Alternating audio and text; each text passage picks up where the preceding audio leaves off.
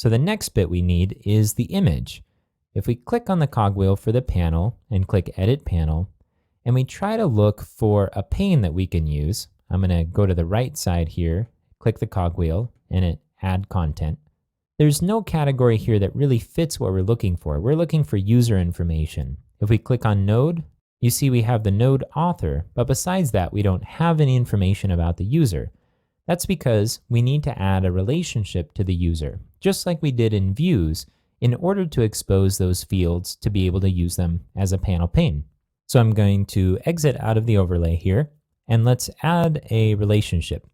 The relationships dialog can be found in the contexts area. Now this is a little bit confusing because context has a wide variety of meanings in Drupal that we've explored many of already. In this case, right now we're just going to focus on the relationship section of the contexts dialog. So here, what we're going to do is select user from node on node.nodeAuthor.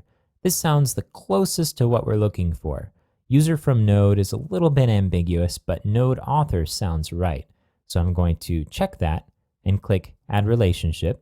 We'll go ahead and leave the identifier as user from node and the keyword as user. Now this keyword is what we're going to use in substitutions, and I'll show you where those are in just a moment. This identifier is what you'd see when we have to select a relationship in order to display a pane, similarly to what you saw in the relationship dialog whenever we selected fields in a view. I'm going to click Finish. And now let's go back to Content. And let's click the cogwheel for the right side and see if we have any new options. I'm going to click Add Content. And sure enough, we have User and User Tokens here.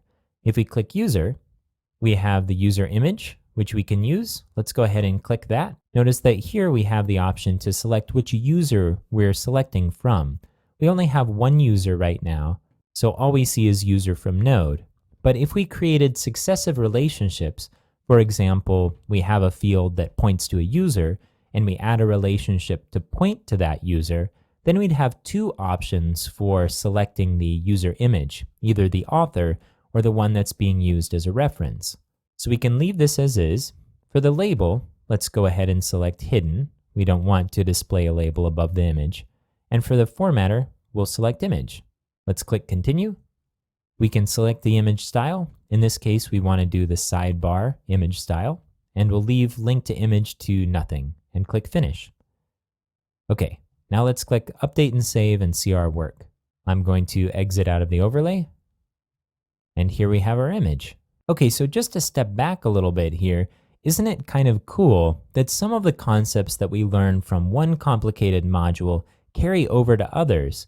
The idea of a context we get to use in panels and in the context module. The idea of relationships exists both in panels and in the views module.